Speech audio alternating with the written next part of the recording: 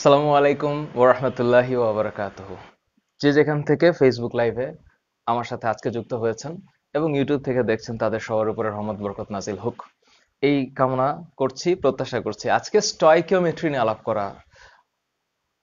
করব বলে আমি ঘোষণা দিয়েছিলাম, এবং স্টয়কিওমেট্রি হচ্ছে কেমিস্ট্রির, সেটা এসএসসি এবং এইচএসসি কেমিস্ট্রি দুই গোত্রের যে স্টুডেন্ট যারা একাডেমিক ইয়ারে লেখাপড়া করছে, দুই গোত্রের জন্যই হচ্ছে খুব ইম্পর্টেন্ট। এবং এত ইম্পর্টেন্ট যে এখানে ক্যালকুলেশনগুলা করে বুঝতে হবে যে কিভাবে ক্যালকুলেশন করতে হয়, ক্যালকুলেশনটাকে কিভাবে বুঝতে হয়, এখানে মোল, মোলারিটি, লিমিটিং রিঅ্যাক্ট্যান্ট এবং এই জাতীয় বিষয়গুলো আছে। এখন কথা হচ্ছে, স্যার অনেকেই বলবে, আহ, আমি জানি যে স্যার এসএসসি 2021 ব্যাচে তো সিলেবাস এটা নাই।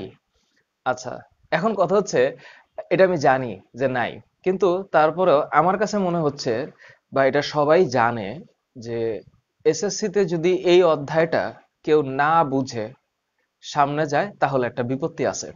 তো সামনের বিপত্তিটা কাটানোর উদ্দেশ্যে আমি বিশ্বাস করি আমার স্টুডেন্ট যারা আমার কাছে পড়ে বা কোনো না কোনো ভাবে আমার লেখাপড়া তাদের কাছে পৌঁছাইছে, যারা অন্তত আমাকে ভালোবাসে, তারা এতটুকু বিশ্বাস করে আমার সাথে যে আমি চাই যে কেউ কোনো অধ্যায় বাদ না দিয়ে যাক, কেউ কোনো কিছু না বুঝে যেন সামনে না যায়। কারণ আমাদের টার্গেট তো শুধুই এসএসসি পাশ করা না, আমাদের টার্গেট লম্বা, বড় স্বপ্ন। তো সেই বড় স্বপ্ন সাকসেসফুল করতে গেলে একটু লেখাপড়া বেশি করতে হবে।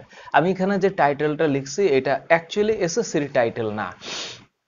এসএসসি তে যে টাইটেল সেটা হচ্ছে মোলের ধারণা ও হচ্ছে আহ, মোলের ধারণা ও রাসায়নিক গণনা, এই জাতীয় কিছু একটা টাইটেল আছে এসএসসি বই আন্দাজে। এবং ইন্টারের বইয়ের সেকেন্ড পার্টে, মানে কেমিস্ট্রির সেকেন্ড পার্টের একটা অধ্যায় আছে, অধ্যায়টার নাম হচ্ছে পরিমাণগত রসায়ন। তোমরা বিশ্বাস করো, তোমরা যখন ইন্টারমিডিয়েটে উঠবা তখন তোমরা এই যে স্টয়কিওমেট্রিক যে কেমিস্ট্রি, যেটাকে বাংলা করলে পরিমাণগত রসায়ন হবে, এটা তোমরা পড়বা। এবং এই যে এসএসসি লেভেলে যেই পড়াটুকুন আছে, ঠিক এটাকে এরকম লম্বা করে, মনে করো ওই যে এটা হয় না যে চুইংগামের মতো লম্বা করে তোমার সামনে প্রেজেন্ট হবে। এবং ইন্টারমিডিয়েটের এখানে ম্যাথমেটিক্স গুলো আরেকটু ওয়াইডার। ওইখানে লুসেকের সমীকরণ পড়তে হয়, তারপরে আয়নিক সমীকরণ পড়তে হয়, সেখানে আরো অনেক মোলারিটি, মোলালিটি, এইসব বিষয় নিয়ে কথা বলা আছে। আজকে আমি একটু করে এই এসএসসি এবং ইন্টারমিডিয়েটকে একটু লিংক করতে চাই। সো আমিও তো একটা মানুষ, সব সময় একই পড়া একরকম ভাবে পড়াইতে ভালো লাগে না। এই অধ্যায়ের উপরে আমি অনেক লাইভ ক্লাস নিয়েছি, এই অধ্যায়টার উপরে আমি কত কথা বলেছি তার কোনো হিসাব নাই। তো একই কথা বারবার বলতেও ভালো লাগে না, আমাকে যে রেগুলার দেখে তারও শুনতে ভালো লাগার কথা না। তো আমি ভাবতেছিলাম যে এটাকে আরেকটু কেমনে এক্সপান্ড করব বা আরেকটু লম্বা কেমনে করব। আমি কিছু জিনিস হিসাব করি তোমাদেরকে বলতে চাই যে তোমরা যারা এবার এসএসসি 2021 পরীক্ষার্থী হিসাব করছো, তোমরা হয়তো আহ, খবর মারফত বা সংবাদপত্রে অথবা কোনো না কোনো ভাবে, প্রিন্ট মিডিয়া হোক, ইলেকট্রনিক মিডিয়া হোক, জানতে পেরেছো যে সরকার, মানে শিক্ষা মন্ত্রণালয়, বিকল্প পদ্ধতিতে এসএসসি এবং এইচএসসি 2021 ব্যাচকে কিভাবে মূল্যায়ন করা যাইতে পারে, এইটা নিয়ে খুব গবেষণা তোড়জোড় চলছে। তো শিক্ষা মন্ত্রণালয়ের সাথে কর্মরত বা যারা কাজ করতেছেন তাদের সবার উপর আল্লাহ তাআলার রহমত নাজিল হোক, এই প্রার্থনা করছি তারা যেন এমন একটা সিদ্ধান্তে আসে যেন বাংলাদেশের এই শিক্ষা ব্যবস্থার উপরে যে আঘাত আসছে এটা যেন কোনো না কোনো ভাবে একটু লঘু হয় এবং জিনিসটা যেন স্টুডেন্টের কল্যাণে হয়। তো এই কামনা করছি। সো তোমরা যারা আমাকে সালাম দিয়েছো, ওয়ালাইকুম আসসালাম। আর হলো, আমি মোটামুটি যাদেরকে দেখতে পাচ্ছি এখন, হ্যাঁ, আমাতুল্লাহ সাদিকে আমি জানি আজকে 84 জন মারা গেছে, এটা খবরে আছে। এবং খুলনা ডিস্ট্রিক্টে সবচাইতে বেশি মারা গেছে আজকে 20শে জুনের হিসাব অনুসারে। অ্যাকচুয়ালি 20শে জুন মানে 19শে জুনের 24 ঘন্টায় 20শে জুনের যে খবর, সবচেয়ে বেশি সংখ্যক মানুষ মারা যাচ্ছে। সো আমরা জানি এই বিষয়গুলো, আমিও খবর টবর রাখি কোথায় কি হচ্ছে, নিউজ পেপারে কোন জায়গায় কি হচ্ছে। এবং আমরাও চাই যে আল্লাহ আমাদেরকে একটু আসলে কি বলবো, শেষ জামানা আসছে তো। তো অনেক মানুষ যুদ্ধ বিগ্রহে মারা যাবে, অনেক মানুষ অনাহারে মারা যাবে, অনেক মানুষ মহামারীতে মারা যাবে। এই জাতীয় কিছু বিষয় আছে, তার কিছু নিদর্শন হয়তো আমরা দেখছি এখন। আল্লাহ আমাদেরকে হেফাজত করুক। সো আমি আমি ভালো আছি মালিহা। আহ, হিমেল রয় আইডি থেকে তুমি কি লিখছো আমি বুঝলাম না। এসএসসি ফিজিক্স কি আমার দ্বারা কভার করা সম্ভব কিনা? এসএসসি ফিজিক্স এর কি কভার করিনি সেটা আমাকে একটু বইলো। আমাদের স্কুলের চ্যানেলে আমার সম্ভবত এসএসসি ফিজিক্স এর মোর দেন 80 টিউটোরিয়াল আছে, 80টার বেশি। তুমি একটু দেখো, সেখানে আমি এক একটা চ্যাপ্টারকে এক্সপ্লেন করে করে ব্যাখ্যা দিয়েছি, একটু দেখো তোমরা। ওয়ালাইকুম আসসালাম সুলতানা নওরিন। আচ্ছা, সো আমি এসএসসি 22-এর কি হবে not sure. So thank you so very much. আরেকটা বিষয় হচ্ছে, হ্যাঁ, আরেকজন লিখছে হ্যাপি ফাদার্স ডে। যাই হোক, বাবা দিবস। প্রত্যেকটা বাবা, ওই যে একটা কথা আছে না, হুমায়ুন আহমেদ বলেছিল পৃথিবীতে অনেক খারাপ মানুষ আছে, হয়তো খারাপ বাবা নাই। সকল বাবাদের, যারা পিতা, যারা সন্তানের পিতা, তারা তাদেরকে যেন আল্লাহ তাআলা ভালো রাখে। সকল পিতার উপরে, সকল শ্রদ্ধেয় বাবাদের কে শ্রদ্ধা ভরে স্মরণ করছি, আমার বাবাকে, এবং সাথে তোমাদের প্রত্যেকের সব বাবাকে একটু ভালোবাসার দৃষ্টিতে আজকে বলো। তোমরা বা সামহ, যদিও এটা দিবস আসলে কোনো ব্যাপার নেই, সব মাদার্স ডে ফাদার্স ডে এগুলো আছে যদিও ডে, বাট মা বাবার জন্য তো দিন সারা দিনই হয়, সারা সময় হয়, সারা মুহূর্তে হয়। সবার আগে যে দোয়া করতে হবে সেটা হচ্ছে রব্বির হামহুমা কামা রব্বায়ানি সগীরা। আল্লাহ, আমাকে বাবা মা যেভাবে লালন পালন করেছে, তুমিও যেন তাকে সেভাবে লালন পালন করো। সো আমি সবাইকে রিকোয়েস্ট, চলো তাহলে পড়া শুরু করি। মোটামুটি 1200 জনের মতন আসছে আজকে। আমি জানি না সামনে আবার কি হবে, এরকম অ্যারাউন্ড যারা থাকে। মায়া, আমি ওই অরবিটালেরটা দিব। আমি ওই যে ভাবতেছিলাম, এই যে সামনে যে প্রথমে যে 2-4 মিনিট আমি একটু বক্তৃতা দিই, এটা হচ্ছে যে সবাইকে আসবে এই হিসাবে করে দিই। সো সকল বাবা মায়ের প্রতি, বাবা এবং মা সবার প্রতি ভালোবাসা রইল। তোমরা তোমাদের বাবা মাকে চেষ্টা করো যতটুকু পারা যায় যত্নে রাখতে। চলো শুরু করি। এই অধ্যায়টার নাম হচ্ছে স্টয়কীয় কেমিস্ট্রি, মানে হচ্ছে পরিমাণগত রসায়ন, যদিও টাইটেলটা কি রিলেটেড না। আমরা এখানে শব্দটার ভিতরে আরেকটা শব্দকে লুকায় রেখেছি, এটা হচ্ছে মোল। এখন কথা হচ্ছে স্যার, আসল কথা বলেন তো যে মোল এটা আসছে কোত্থেকে। এখন তোমরা যে জিনিসটা সম্পর্কে আগে জানা উচিত তোমাদের, সেটা হচ্ছে 3টা অ্যালফাবেট চোখের সামনে আগে একটু দেখাই। এন, ক্যাপিটাল এন, আরেকটা হচ্ছে ক্যাপিটাল এন এ। এই 3টা অ্যালফাবেট একটু দেখো ভালো মতো। তোমরা অলওয়েজ মনে রাখবা এই 3টা কেন আমি আগে আলাপ করে নিচ্ছি। এই যে কেমিস্ট্রিতে যখন স্মল অ্যালফাবেট এন ব্যবহার হবে, এইটার মানে হচ্ছে এইটার মানে হচ্ছে মোল সংখ্যা। এটার মানে কি? মোল সংখ্যা। এটা কিন্তু মোল সংখ্যা। এখন তোমরা যদি আমার সাথে একটু একটু তৈরি থাকো প্লিজ, আমি রিকোয়েস্ট করবো তোমরা তোমাদের বই যেটা আছে সেই বইয়ের 113 নম্বর পৃষ্ঠাটা ওপেন করবা। কত? 113। এটা হচ্ছে মোল সংখ্যা।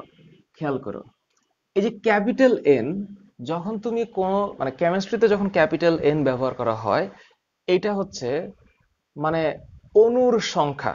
সোজা হিসাবে আমি যদি বলি যে কোনো নমুনায়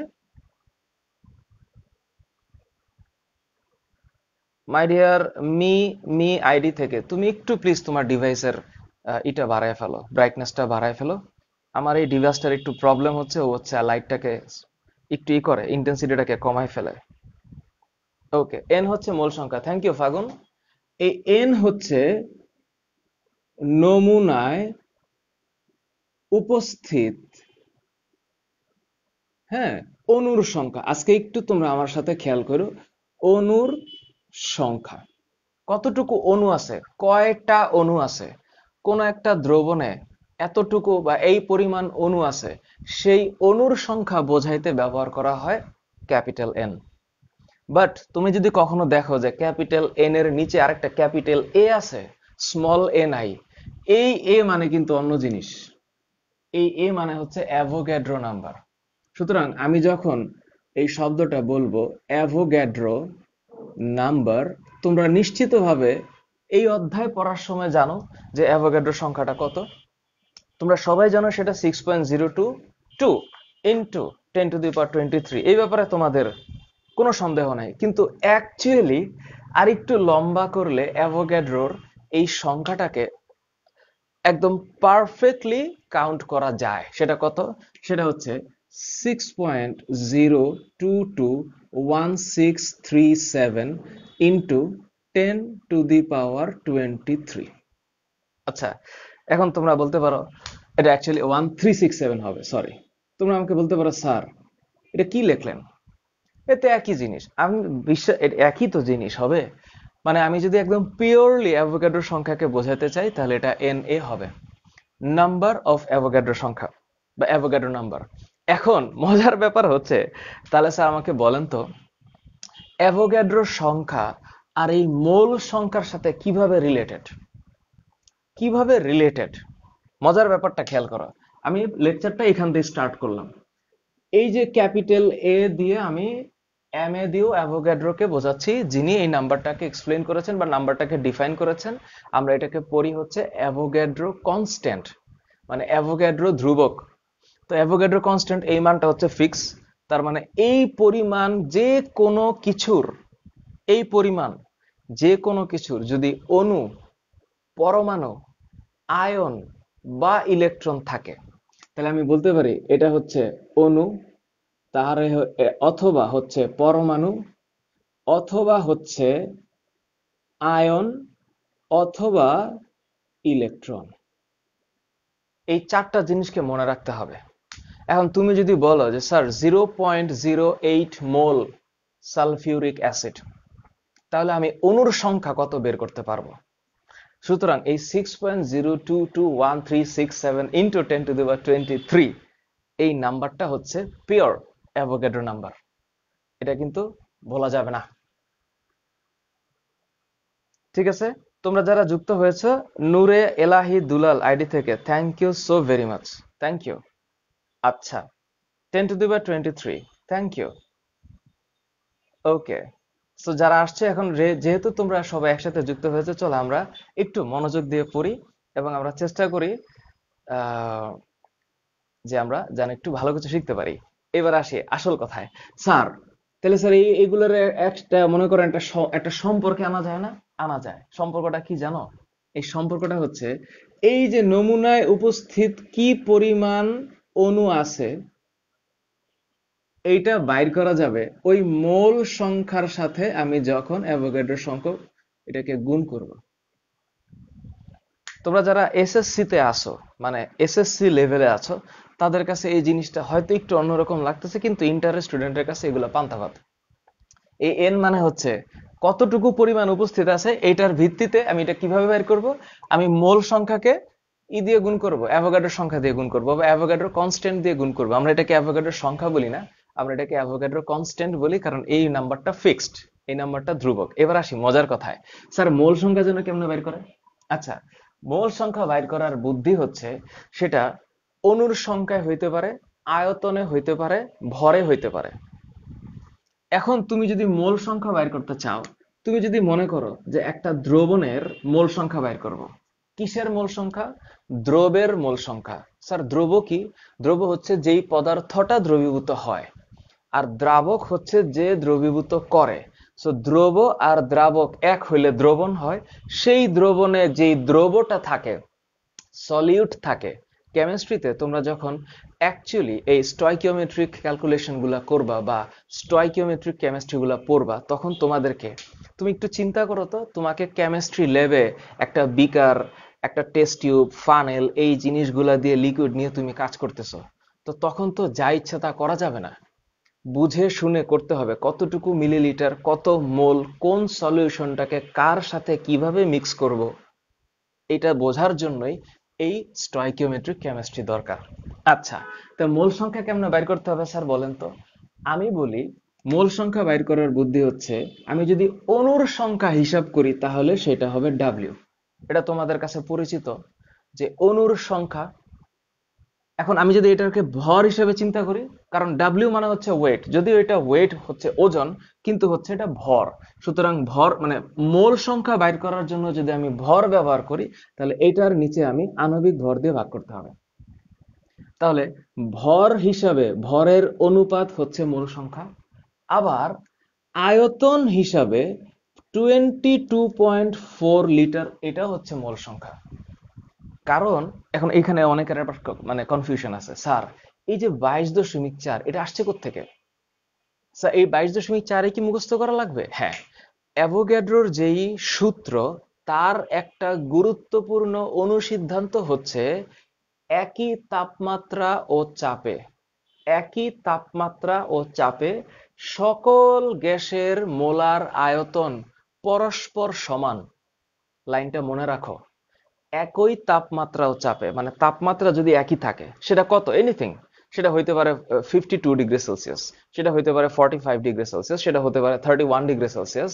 কিন্তু তাপমাত্রা যদি 31 ডিগ্রি সেলসিয়াস ফিক্সড থাকে এবং ওই গ্যাসগুলোর উপরে চাপ যদি একই থাকে, তাহলে সকল গ্যাসের মোলার আয়তন সমান হবে। কিন্তু এটাকে আমরা তখন প্রমাণ তাপমাত্রা ও চাপে নেই, মানে এসটিপি তে নেই। অর্থাৎ আমি যখন এটাকে এসটিপি তে হিসাব করব, স্ট্যান্ডার্ড টেম্পারেচার এন্ড প্রেসার, তখন আমাকে হিসাব করতে হবে 25 ডিগ্রি সেলসিয়াস এবং 1 অ্যাটমসফেরিক প্রেসার। তো এখন আমি যদি এই 25 ডিগ্রিতে হিসাব করি, তাহলে মাথায় রাখতে হবে যে আয়তনটা হবে 22.4 লিটার। এখন আরো মজার ব্যাপার আছে, স্যার টেম্পারেচার যদি বাড়ায় দিই, মনে করেন স্যার 25 ডিগ্রি সেলসিয়াসের জায়গায় আমি যদি 100 ডিগ্রি সেলসিয়াস করি, তাহলে কি আয়তন বেড়ে যাবে? অবশ্যই বাড়বে। যখন টেম্পারেচারটা আমরা বাড়াই দিব, মানে তাপমাত্রা বাড়াই দিব, তখন আয়তনও বাইরে যাবে। তো মোল সংখ্যা আমরা ভর দিয়ে হিসাব করতে পারি, আয়তন দিয়ে হিসাব করতে পারি, আবার সংখ্যা দিয়ে হিসাব করতে পারি।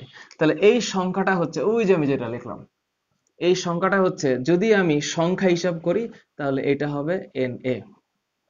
তো এইটাই তো হচ্ছে N A by N is equal to N, mole সংখ্যা। এই যে মোল সংখ্যা, তো এই যে n ইকুয়াল টু যদি n বাই এন এ হয়, which is 6.02 10 to the power 23, তাহলে এটাই হচ্ছে সেই সম্পর্ক। একই জিনিস, একই জিনিস, দেখো তাকায়, মন থাকবে। সুতরাং এই জায়গাটায় তোমাদেরকে আমি রিকোয়েস্ট করতেছি, মাথায় রেখো। আমি তোমাদের কমেন্টগুলো একটু দেখছি আমি কি লিখতেছো। Thank you. আজমাইন মুবাশি 25 ডিগ্রি সেলসিয়াস মানে 298 কেলভিন, এটাই হচ্ছে কক্ষ তাপমাত্রা। আচ্ছা, এখন কথা হচ্ছে, আহ, এখন আরেকটা বিষয় তোমাদেরকে বলি যে অনেকে যারা বলছো যে স্যার এই চ্যাপ্টার আমাদের নাই, যদি তোমার মন না চায় না থাকতে পারো, থাকতে তো বলা, মানে এখানে তো বাধ্য না তোমরা। আমি আবারও তোমাদেরকে বলি, এখানে পাবলিক লাইভে আমি তাদের জন্যই ক্লাস করে যাদের প্রয়োজন। That's it. আমি কমেন্টটা দেখেছি যে কমেন্ট করেছে, এবং আজকে বাবা দিবসে এই যে এ আই শুভ, এই আইডির ব্যক্তির বাবাকে নিয়ে আমার আসলে খুব টেনশন হচ্ছে যে ওর বাবাটা কেমন। এ আই শুভ, তোমার বাবাকে একটু যদি পারো আমাকে একটু ফোন দিতে বলো, যে আজকে বাবা দিবসে তোমার বাবা কেমন সন্তান উৎপাদন করেছে। আচ্ছা, এবার আসি। তাহলে স্যার এই মোল সংখ্যায় ডাব্লিউ এম ভি এগুলো যে আমি লিখলাম, এগুলো তো তোমাদের বইয়ের 113 নম্বর পৃষ্ঠায় আছে। এখন 298 kelvin, thank you, thank you Ilias Mojahid, thank you Nadia Niha, definitely তুমি বুঝতে পেরেছো। এখন প্রশ্ন হচ্ছে, এই অধ্যায়ের এই টপিকটা জানার দরকার, এই কারণে আমি শুরু করেছি আজকে। তো এটা আপাতত বাদ দিলাম, এই হিসাবটা ঠিকঠাক আছে। এখন আসি এবার আরেক এক্সপ্লানেশনে, যে স্যার আসল কথা বলেন তো, মনে করেন আমি যদি সমস্যা সমাধানে যাই, সমস্যা সমাধানে ওকে, আচ্ছা নাজমিন, এটা নিয়ে চিন্তা করার দরকার নাই। Okay, those people are there, they will be there. আমি এক্সপ্লেন করছি। মুক্তা কিরণ আইডি থেকে ভিডিও স্টপড হয় না I think. Rudrashyam, okay okay. এসটিপির ফুল মিনিং তো জানো, এটা হচ্ছে স্ট্যান্ডার্ড টেম্পারেচার অ্যান্ড প্রেসার। এটা সবাই জানে, স্ট্যান্ডার্ড টেম্পারেচার অ্যান্ড প্রেসার। ওকে, এখন ধরো স্যার একটা প্রশ্ন, যেমন ধরো এরকম একটা প্রশ্ন খুব আসে তোমাদের বইয়ের মধ্যে, আমি জানি না তোমরা পাইছো কিনা। একটা হচ্ছে প্রাইমারি স্ট্যান্ডার্ড পদার্থ, নাম শুনছো মনে হয়, বা প্রাইমারি স্ট্যান্ডার্ড ম্যাটার। আরেকটা হচ্ছে সেকেন্ডারি স্ট্যান্ডার্ড ম্যাটার। তোমাদের আমি কোনো না কোনো জায়গায় দেখছি যে আহ, এই, আচ্ছা, সোহানুর রহমান সোহাগ আইডি থেকে আমি এটা দেখছি, যতটুকু পারা যায় আর কি। তোমরা একটু রিকোয়েস্ট করছি তোমাদেরকে, এই যে আরেকজন জিজ্ঞেস করলা পিপিএম মানে কি। পিপিএম মানে হচ্ছে parts per million, parts per million. এটা বিশেষটা হচ্ছে এই, এটাও এই স্টয়কিওমেট্রিক কেমিস্ট্রির একটা পার্ট। পিপিএম মানে হচ্ছে প্রতি মিলিয়নে, মানে 10⁶ এই পরিমাণ সংখ্যার আয়তনে কয়টা অণু আছে। তো তোমরা যখন সামনে যাবা তখন এগুলো পাবা। একটা হচ্ছে পিপিএম, আবার আরো আছে পিপিবিও আছে। তো এটা হচ্ছে পিপিএম মানে হচ্ছে পার্টস, কয়টা আছে, পার মানে প্রতি। আমরা বলি না মাইল পার আওয়ার বা মিটার পার সেকেন্ড, সেটা হচ্ছে পার মানে প্রতি। তো এম মানে হচ্ছে মিলিয়ন। তো এখন পার্টস পার মিলিয়ন মানে কি, প্রতি মিলিয়নে কয়টা আছে, দ্যাটস ইট। আর সেকেন্ডারি স্ট্যান্ডার্ড সাবস্টেন্স আর প্রাইমারি স্ট্যান্ডার্ড সাবস্টেন্স আমি সংজ্ঞাটা দিচ্ছি আগে। আর পিপিবি যদি হিসাব করি তাহলে এটা হচ্ছে বিলিয়ন, এটা হচ্ছে বিলিয়ন। এই হচ্ছে আপাতত হিসাবটা করতে হবে। আমার ফোনটা, জাস্ট এ মিনিট। আচ্ছা, এখন, আচ্ছা এনিওয়েজ, পিপিবি হচ্ছে পার্টস পার বিলিয়ন, প্রতি ইসেতে কত, মিলিয়ন আর হচ্ছে বিলিয়ন। এই শব্দটা তোমরা নিশ্চিতভাবে জানো যে 10 লক্ষে হচ্ছে 1 মিলিয়ন, আর 100 কোটিতে হচ্ছে 1 বিলিয়ন। কোটি তো তোমরা জানো, 100 লক্ষে হচ্ছে 1 কোটি, মানে হচ্ছে 10 মিলিয়ন মানে 1 কোটি। কোটির হিসাব আমাদের আর, কচি মাসুক আইডি থেকে, মৌলের শতকরা সংযুক্ত তো সবচেয়ে সোজা একটা জিনিস, এটা তো কোনো বিষয়ই না। আমি তো এটা মনে হয় আমার প্রিভিয়াস ইসাতে বুঝাইছি, আমি পার্টস পার এসে শতকরা সংযুতিকে আমি হিসাব করতে হয়, আণবিক ভর বের করতে হবে, তারপর 100 দিয়ে হিসাব করতে হবে যে প্রতি 100-তে কত আছে। এটা তো বইয়ের মধ্যে যেভাবে লেখা আছে, একটা স্টুডেন্ট যে ক্লাস 8 পাস করে আসছে এবং যে চ্যাপ্টারের আগের মানে 6 চ্যাপ্টারের আগের 1 2 3 4 5 পড়বে, ও তো জানার কথা এখানে। রবিউল করিম, ওয়ালাইকুম সালাম। কচি মাসুক আইডি, তুমি ক্লাস 9-এর, তো যাই হোক হোয়াট এভার। তুমি ক্লাস 9 মানে যে তুমি পারবে না, আর ক্লাস 10 মানে পারবে তা তো বিষয় না। তুমি যদি অধ্যায় পেরে থাকো, বা আমার ক্লাসে আসার আগে এই অধ্যায়টা কি তুমি একবার পড়ছো? গতদিন আমি আলোর প্রতিফলন অধ্যায়টা পড়াইছি। তো আলোর প্রতিফলন অধ্যায়টা যে পড়াইছি, আমি পড়াইছি কাদের জন্য, এসএসসি লেভেলের স্টুডেন্ট যারা একেবারে এই অধ্যায়টা পারে তাদের জন্য পড়াইছি। লাইভ শেষে এক স্টুডেন্ট আমাকে জানাচ্ছে, স্যার আপনি কি পড়ালেন, আমি তো বুঝলাম না স্যার, অবতল দর্পণ কি? আমি না অবাক হয়ে গেছি ওর প্রশ্ন শুনে, যে অবতল দর্পণ কি, তুমি আমাকে এটা জানাইতে হইলো তোমাকে, আর তুমি ক্লাসে লাইভ ছিলা? তখন ও আমাকে বললো, স্যার আমি তো ক্লাস 9-এ পড়ি। তো তারপর স্যার আমি ওকে জিজ্ঞেস করলাম, ফিজিক্সের কয়টা অধ্যায় পড়ছো তুমি? কয়, স্যার 4টা অধ্যায় পড়ছি। তুমি জানো যে 5 6 7 8 অধ্যায়গুলোতে কি আছে? বলে না। তো এখন মানে আগে তো নিজে পড়তে হবে, তারপরে এক্সপ্লেনেশন, দ্যাটস ইট। পিপিএম আর পিপিবি, ও আচ্ছা sorry, primary standard secondary standard মুছে ফেললাম, সরি। প্রাইমারি স্ট্যান্ডার্ড কাকে বলে, প্রাইমারি স্ট্যান্ডার্ড পদার্থ কাকে বলে? কোনো না কোনো এক জায়গায় আমি শিওর যে এটা কোনো না কোনো একটা জায়গায় এসএসসি লেভেলে আসছিল যে প্রাইমারি স্ট্যান্ডার্ড পদার্থটা কি। আমার বিশ্বাস তোমরা জিনিসটাকে একটু বোঝার চেষ্টা করবা। প্রাইমারি স্ট্যান্ডার্ড পদার্থ কাকে বলে? যে সকল পদার্থকে, নাম্বার ওয়ান, এটা কঠিন পদার্থ, যে সকল কঠিন পদার্থকে ইন এ সেন্স এমন করে বলা যায় যে বিশুদ্ধ অবস্থায় প্রস্তুত করা যায়। প্রথম কন্ডিশন, যে সকল পদার্থকে বিশুদ্ধ অবস্থায় বিশুদ্ধ অবস্থায় তৈরি করা যায়, এটা মাথায় রাখতে হবে। বিশুদ্ধ অবস্থায় প্রস্তুত করা যায়, নাম্বার 1। নাম্বার 2 হচ্ছে ওদেরকে মানে প্রাইমারি স্ট্যান্ডার্ড পদার্থকে যদি বাতাসে রাখা হয় তাহলে ওরা জলীয় বাষ্প কিংবা অক্সিজেনের সাথে বিক্রিয়া করবে না। সুতরাং বাতাসে যদি রাখা হয় এদেরকে, এই প্রাইমারি স্ট্যান্ডার্ড পদার্থগুলোকে যদি বাতাসের স্পর্শে বা অক্সিজেনের সাথে নো রিঅ্যাকশন, মজা না? No reaction. এবং আরো মজার ব্যাপার হচ্ছে এই প্রাইমারি স্ট্যান্ডার্ড পদার্থগুলোকে যদি ভর করা যায় বা ওজন করা হয় তাহলে তারা নিক্তির কোনো ক্ষয় করবে না, মানে নিক্তির সাথে কোনো ক্ষতি করবে না। তার মানে কি? নাম্বার 3 হচ্ছে নিক্তির সাথে বা নিক্তির কোনো ক্ষতি করবে না, নিক্তির কোনো ক্ষয় করবে না, নিক্তির কোনো ক্ষয় করবে না। এটা হচ্ছে তৃতীয় কন্ডিশন।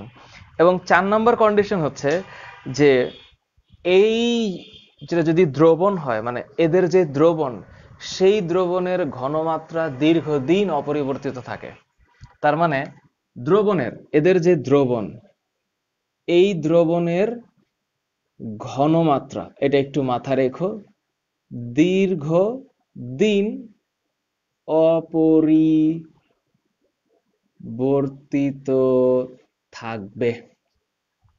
আচ্ছা, সো অনেকের কাছে মনে হইতে পারে স্যার এটা তো হচ্ছে কি, এটা কোথাও দেখছেন? আমি তো দেখছি, আমি মনে করতে পারছি না, কোনো একটা জায়গায় দেখছি এসএসসি লেভেলে এই প্রশ্নটা আসছে যে প্রাইমারি স্ট্যান্ডার্ড পদার্থ কাকে বলে।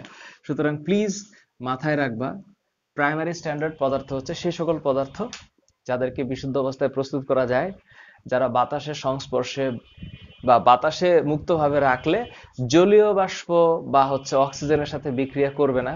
এদেরকে যখন ওজন নেওয়া হবে তখন তারা নিক্তির কোনো ক্ষয় করবে না এবং এদের দ্রবণের ঘনমাত্রা দীর্ঘদিন অপরিবর্তিত থাকবে। এটা হচ্ছে প্রথম কথা। তাহলে স্যার আমাকে একটু বলেন তো কিসের এক্সাম্পল?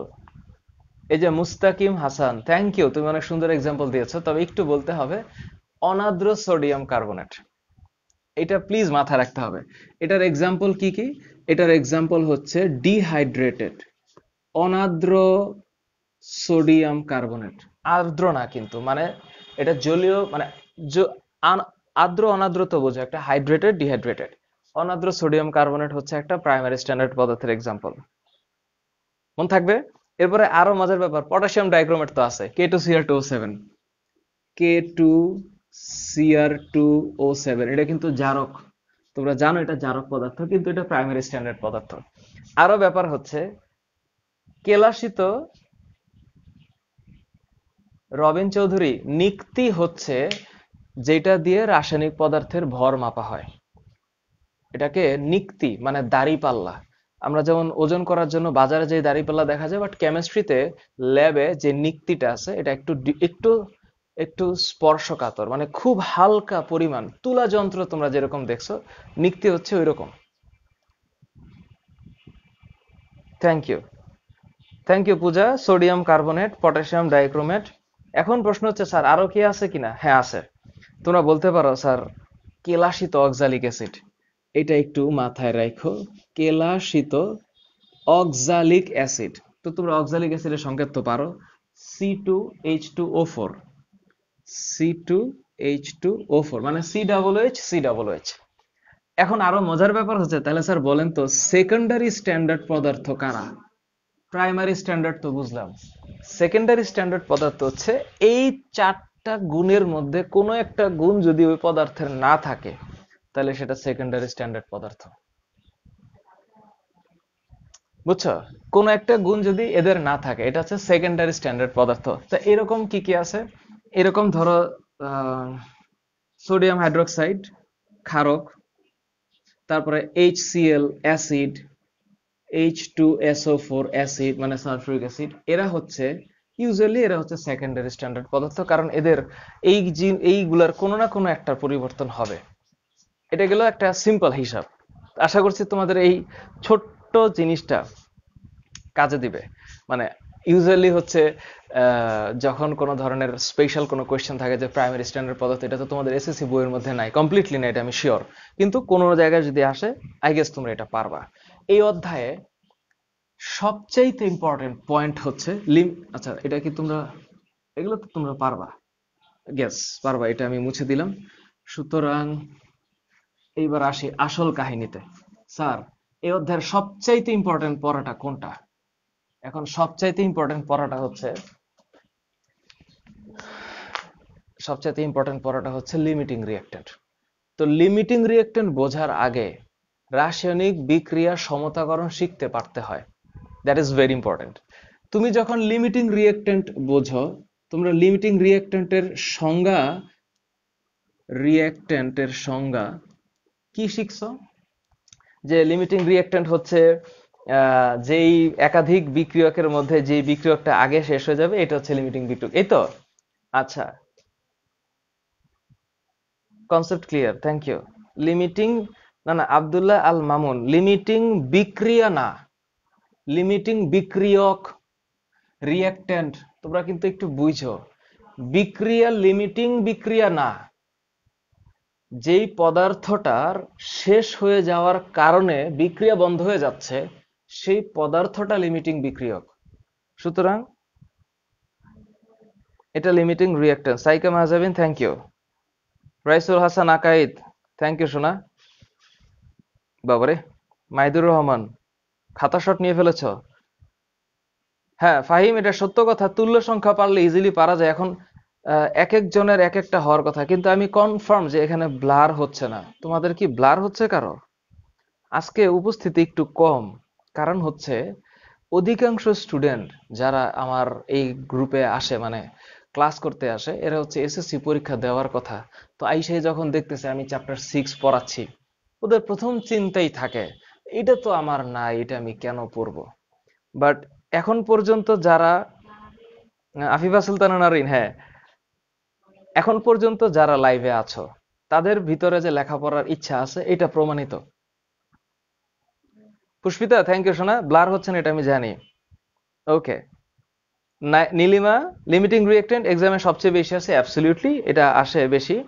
যে কেন, এখন লিমিটিং রিঅ্যাক্ট্যান্টের যদি আমি সংজ্ঞায় যদি বলি, একটু ইংলিশে সংজ্ঞাটাও যদি বলি, তাহলে মাথায় রাখবা যে in mathematical term limiting reactant is that one actually, আচ্ছা, limiting reactant is the one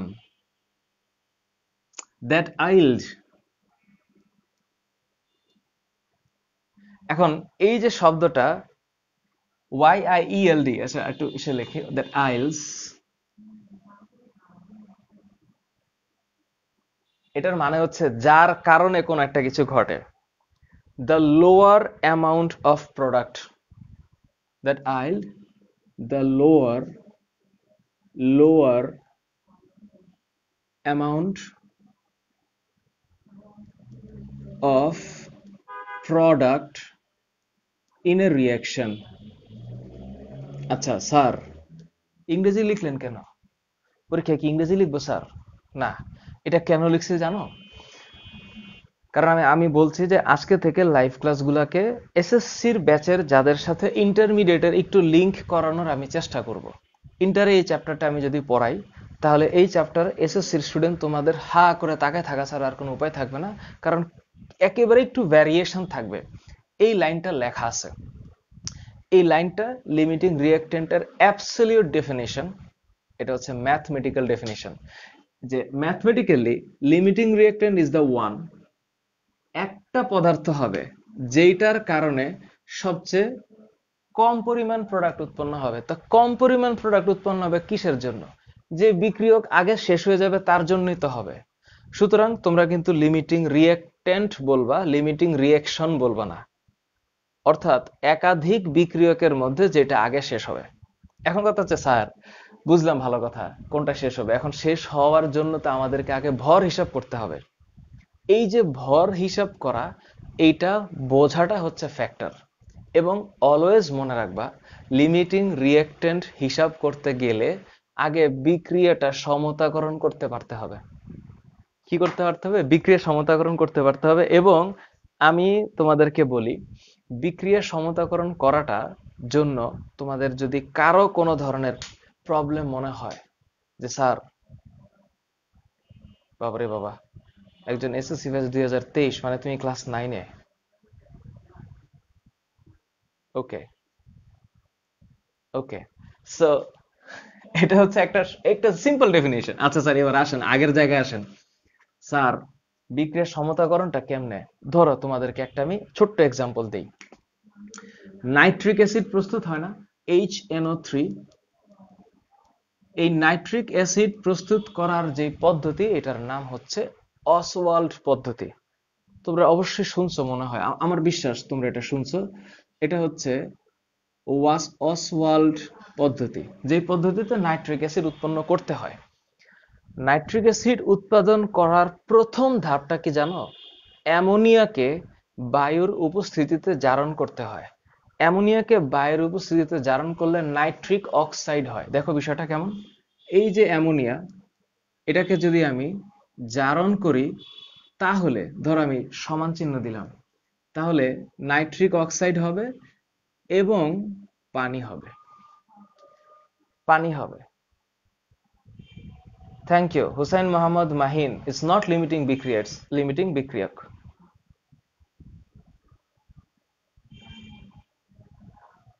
আইলস মানে থ্যাংক ইউ দিয়া, যার কারণে কিছু একটা ঘটে। ওকে, ওকে, এখন তাকায় দেখো এখানে অ্যামোনিয়ার সাথে অক্সিজেন, নাইট্রিক অক্সাইড আর পানি উৎপন্ন হচ্ছে। তোমাদেরকে একটা জিনিস বলে দেই, এই যে এখানে স্টেট দেওয়াটা একটু জরুরি। এখানে স্টেট দেওয়াটা মানে হচ্ছে কোন একটা বিক্রিয়ক বা উৎপাদের ভৌত অবস্থাটা কেমন। অ্যামোনিয়া গ্যাসীয়, বায়ু মানে অক্সিজেন গ্যাসীয়, নাইট্রিক অক্সাইডও গ্যাসীয়, কিন্তু এই পানি কিন্তু লিকুইড। এখন স্যার সমতা করবেন কেমনে? এই সমতা করাটা একটু খুব মজার ব্যাপার। কেমনে মজার ব্যাপার? স্যার, আমি যদি এখানে 2 দেই, খেয়াল করো, ধরো মিনিমাম 2 দিয়ে স্টার্ট করি। এখানে যদি আমি 2 দেই, ধরো, তাহলে আমি এখানে স্যার 2 দিতে হবে কেন? এই যে নাইট্রোজেন 2টা, এখানেও নাইট্রোজেন 2টা। ওকে, ওকে, মিলল। কিন্তু স্যার হাইড্রোজেন তো এখানে 3 দুগুণে 6 হয়ে গেল। 3 দুগুণে 6। দেখুন স্যার, এখন 6 করার জন্য আমার এখানে তো 3 দেওয়া ছাড়া আর কোনো উপায় নেই, তাই না? আচ্ছা, নাই, উপায় নেই। তো এখানে নাইট্রোজেন কয়টা? এখানে নাইট্রোজেন হচ্ছে 2টা। এখানে কয়টা? 3টা। টোটাল কয়টা? 5টা। এই পাশে 5টা। তাহলে এখানে কেমনে 5টা হবে? এটা হবে হচ্ছে 5/2। কিন্তু স্যার, কি করলেন আপনি? তো বুঝলাম না। তোমাদের কারো ভিতরে যদি এই গ্যাঞ্জামটা লাগে, স্যার কি করলেন এটা তো বুঝি নাই, তাকায় দেখো তো এখানে অক্সিজেন কত, 5/2 না? কিভাবে আসছে? আমি একদিক থেকে স্টার্ট করছি। নাইট্রোজেনের আগে যে 2 লিখলাম, মানে অ্যামোনিয়ার আগে যে 2 লিখলাম, এখানে নাইট্রোজেন 2টা, এই যে এখানে 2টা। এখন এই 2টা সমান করতে গেলে এখানে হাইড্রোজেন যে 3 দুগুণে 6 হয়ে গেল, এই 6টা এখানে ফিল আপ করতে হবে। এই 6 ফিল আপ করতে গিয়ে দেখলাম এখানে অক্সিজেন 2টা আর এখানে 3টা, 5টা হয়ে গেছে। তো এখানে 5 করার জন্য 5/2O2। এই 5/2O2 মানেই হচ্ছে 5টা। বলে স্যার তাহলে এক কাজ করেন, সবগুলোর 2 দিয়ে গুণ করে দেন, তাহলে তো হয়। হ্যাঁ হয়। তাহলে কেমনে হবে? এটারে 2 বাদ দিয়ে লিখলাম হচ্ছে 4। খুশি? খুশি। এটারে স্যার 2 দিয়ে গুণ দেন, 5। স্যার এটারে 2 দিয়ে গুণ দেন, 4। স্যার এটারও 2 দিয়ে গুণ দেন, 6। এই হলো বিক্রিয়া। এখন তোমরা সত্যি করে বলো, এটা কিন্তু, নাবিলা, কি একটা বললা, কি একটা জবের ব্যাপার বললা। যাই হোক, এই যে জিনিস, এই জিনিস আমি যদি তোমাদেরকে সারা দিন বোঝায় দেই, তার চাইতে আমারও কষ্ট হবে, সারা দিনও নষ্ট হবে। তুমি যদি বিক্রিয়ার সমতাকরণ নিয়ে 1 ঘন্টা হিসাব করো, আমি একটা টিউটোরিয়াল দিয়েছি ইউটিউবে রাসায়নিক বিক্রিয়ার সমতাকরণ নিয়ে, যদি তোমাদের সময় সুযোগ থাকে একটু দেখে নিও। রাসায়নিক বিক্রিয়া সমতাকরণ, সেখানে আমি অনেকগুলো বিক্রিয়ার কেন 4, 5, 3, 2, 10, 12 দিয়ে গুণ করতে হয় তার একটা নমুনা দেখাইছি। এটা একটা সেই নমুনা। এটা কেন দেখাইলাম? কারণ লিমিটিং বিক্রিয়ক হিসাব করতে গেলে আমাকে মনে রাখতে হবে যে রাসায়নিক বিক্রিয়াটা সমতাকরণ করা লাগবে। এখন যদি প্রশ্ন করা হয় যে 300 গ্রাম অ্যামোনিয়া 600 গ্রাম অক্সিজেনের সাথে বিক্রিয়া করানো হচ্ছে, কিন্তু প্রত্যাশিত উৎপাদ পাওয়া গেল না, কেন পাওয়া যাবে না? কারণ এখানে কোনো না কোনো একটা লিমিটিং বিক্রিয়ক তো আছেই। এই দুইটার মধ্যে অবশ্যই আমরা যদি ভর হিসাব করি তাহলে লিমিটিং বিক্রিয়ক আমরা পাবো। সেই লিমিটিং বিক্রিয়ক বের করতে গেলে আমাকে এদের আণবিক ভর হিসাব করতে হবে। তোমরা নিশ্চিতভাবে আণবিক ভর জানো, কারণ মৌলের পারমাণবিক ভর বের করতে পারা মানে মৌলের পারমাণবিক ভর তো এটা অলরেডি জানি, আমরা পর্যায় সারণীতে আছে, সেগুলাকে জয়েন করালে আমরা আণবিক ভরটা পাবো। সো এটা হচ্ছে নাটশেল, মানে একটা ছোট্ট এক্সাম্পল তোমাদের সামনে আমি দিলাম। এখন এখন তোমরা, thank you Jabedul Islam ID থেকে, তুমি দেখেছো এবং পারো। Tashrik Turjo, thank you. এদিকে আমার দিয়া বিক্রিয়া লিখে ফেলছে। রিমঝিম শ্রাবণী, নমস্কার। এদিকে ফাহিম, এটা ভেজাল মোটেও ছিল না মাই ডিয়ার। তোমার কাছে যেইটাই ভেজাল মনে হবে সেইটাকে তুমি একটু মনোযোগ দিয়ে কইরো, তোমার কাছে ভেজাল লাগবে না। এদিকে আমার নিশাতের কাছে তো এগুলো খুব ইজি ব্যাপার। Thank you Sabiha. আচ্ছা, okay, okay, thank you. So hopefully এখানে যতটুকু ব্যাখ্যা করা হইলো, আমি আজকে কিন্তু কোনো ম্যাথ করাই নেই, কারণ চ্যাপ্টার 6 এর আমি যে মানে ইসে করাইছিলাম, মানে এর আগের বার যে রাসায়নিক মোল এবং রাসায়নিক বিক্রিয়া গণনা করার যে লাইভ করাইছি, সেখানে আমি অনেকগুলা ম্যাথমেটিক্স আমি করাইছিলাম। একটা ম্যাথমেটিক্স তোমাদেরকে ছোট্ট করে আমি দেখাই, কারণ এখানে মনে রাখতে হবে একটা অঙ্ক ইউজুয়ালি আসে, ধরো যে 10টা সালফ্রিক অ্যাসিডের বা 10 গ্রাম সালফ্রিক অ্যাসিডে কয়টা অণু আছে, 5 লিটার অ্যামোনিয়াতে কয়টা অণু আছে, একটি হাইড্রোজেন পরমাণুর ভর কত, 500টি কার্বন পরমাণুর ভর কত, এই জাতীয় কিছু ম্যাথমেটিক্স আছে যেগুলো ইউজুয়ালি প্রাথমিকভাবে মোল অধ্যায়ের যে বেসিক এটার সাথে রিলেট করা যাবে। বলে স্যার এখন একটু আসেন তো আসল কথায়। ধরেন একটা অঙ্ক এরকম দিল, এটাও আমি করাইছি, যে একটা পেন্সিল, তোমরা নিশ্চিতভাবে একটা পেন্সিলকে জানো। তো এই পেন্সিল, পেন্সিল আমি একটা পেন্সিল দিয়ে ধরো অনেকগুলো সাইন করলাম, অঙ্ক করাইছি তোমাদের মনে থাকার কথা। সাইন করলাম, স্বাক্ষর দিলাম, ধরো 500টা স্বাক্ষর দিলাম, 500টা স্বাক্ষর দিলাম, স্বাক্ষর, সাইন। তো 500টা স্বাক্ষর দেওয়াতে পেন্সিলের 55.65 মিলিগ্রাম কার্বন খরচ হয়েছে। 55.65 মিলিগ্রাম কার্বন খরচ হয়েছে। প্রশ্নটা হচ্ছে একটা স্বাক্ষরে কয়টা কার্বন খরচ হয়েছে? আমার মনে হয় অনেকে তোমরা পারো, আবার যারা পারো না তারা একটু দেখো। যদি প্রশ্নটা হয় এইরকম যে 500 স্বাক্ষরে খরচ হয়েছে এত মিলিগ্রাম কার্বন, একটি স্বাক্ষরে, একটি স্বাক্ষরে কত খরচ হয়েছে? তো 500 স্বাক্ষরে 6.5, তাহলে একটা স্বাক্ষরে কত? এই 55.65 ডিভাইডেড বাই 500। অনেকে তোমরা জানো এটা খুবই ইজি, এত কি মিলিগ্রাম। এখন মিলিগ্রাম রাখলে তো হবে না, আমাদেরকে গ্রামে হিসাব করতে হবে। তো মিলিগ্রাম থেকে গ্রামে যাওয়ার বুদ্ধি হচ্ছে 1000 দিয়ে ভাগ করতে হবে। তার মানে এটা হবে এইরকম, 500 ইন্টু 1000। এই হইলো হিসাবটা, আর কিছু না।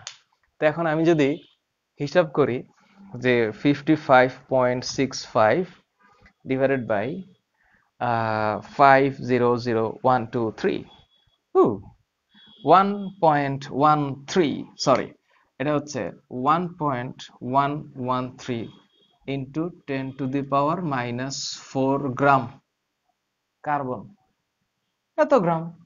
তো আমরা তো জানি কার্বনের পারমাণবিক ভর 12, তাহলে 12 গ্রাম কার্বনে কয়টা পরমাণু আছে? ওই যে অ্যাভোগাড্রো সংখ্যক, তার মানে আমরা এখন পারবো।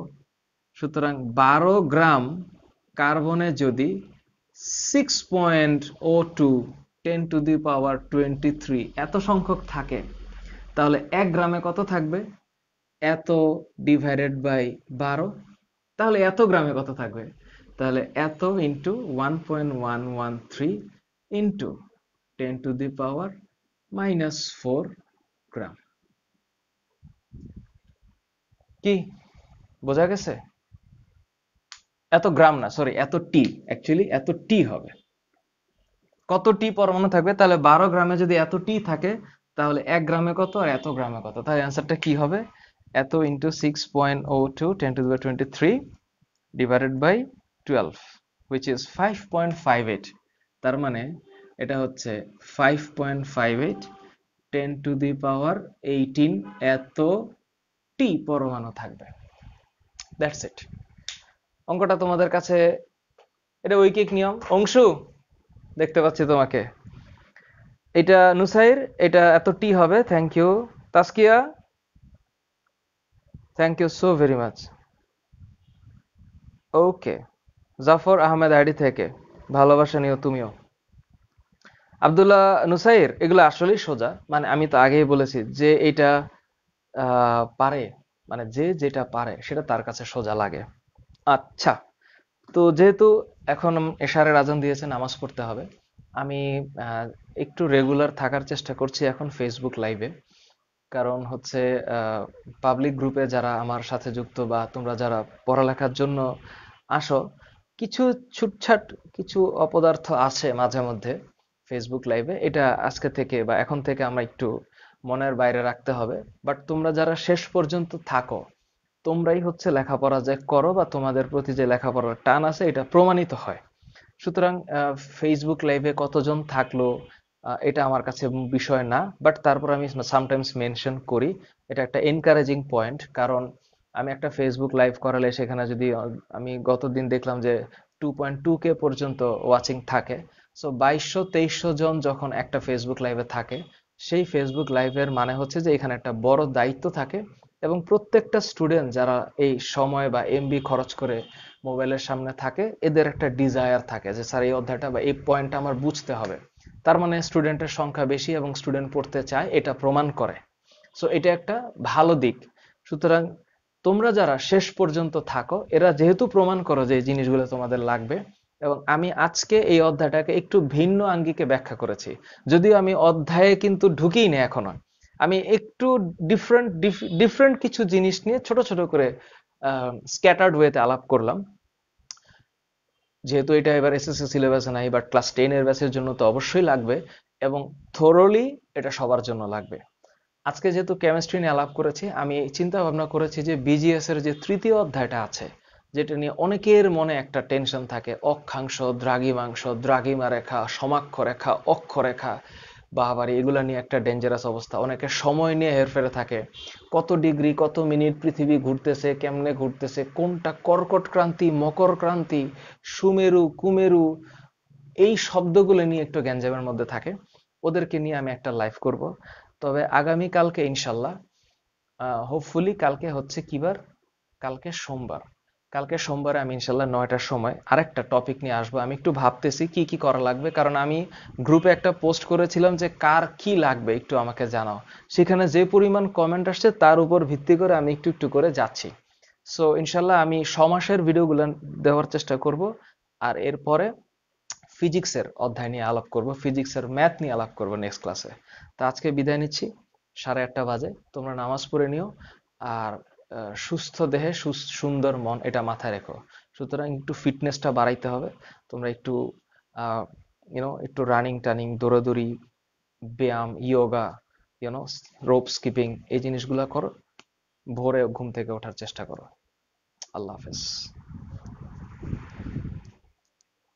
ও আচ্ছা, এক মিনিট, আমি তো যাই হোক চলেই যাচ্ছিলাম। সরি সরি সরি, তোমাদেরকে তো অ্যাসাইনমেন্ট দেই নাই। অ্যাসাইনমেন্ট, আমি খুবই দুঃখিত যে দেখলাম তোমরা অনেকেই অ্যাসাইনমেন্ট করেছো। আমি যে 100টা ওয়ার্ডের উপর অ্যাসাইনমেন্ট দিয়েছি, তোমরা অ্যাসাইনমেন্ট করেছো। তোমাদের অ্যাসাইনমেন্ট কি জানো? তোমরা ফিজিক্সের চ্যাপ্টার 2 মানে হচ্ছে গতি, আর হচ্ছে চ্যাপ্টার 4 মানে কাজ, ক্ষমতা, শক্তি, এই 2টা অধ্যায়ের উপরে অন্তত পক্ষে 50টা ম্যাথ করবা। 50টা। এই অধ্যায়ের 25টা ম্যাথ, এই অধ্যায়ের 25টা ম্যাথ। স্যার কেমন? এমন ম্যাথ করবা যেটা একটার সাথে আরেকটা মিলবে না। আচ্ছা 25টা বেশি হয়ে যায়, আচ্ছা কমাই দিলাম। আচ্ছা 15টা। তোমরা 2 অধ্যায়ের 15টা করে ম্যাথ করবা। 15টা এমন ম্যাথ করবা যেই ম্যাথগুলা একটু ডিফারেন্ট। ধরো বিড়ালের পিছনে ইঁদুর দৌড়াচ্ছে, সরি ইঁদুরের পিছনে বিড়াল দৌড়াচ্ছে, হরিণের পিছনে বাঘ দৌড়াচ্ছে, ট্রাকের পিছনে মাইক্রোবাস দৌড়াচ্ছে, এইরকম এইরকম ভিন্ন ভিন্ন ক্যাটাগরির প্রশ্ন লিখে, মানে অঙ্কটা লিখে তোমরা ম্যাথগুলা সলভ করবা। এই যে 15টা, এই 15টা, এই 30টা ম্যাথ গ্রুপে পোস্ট করবা তোমরা। ঠিক আছে? ওকে, প্রমিস? প্রমিস। আল্লাহ হাফেজ।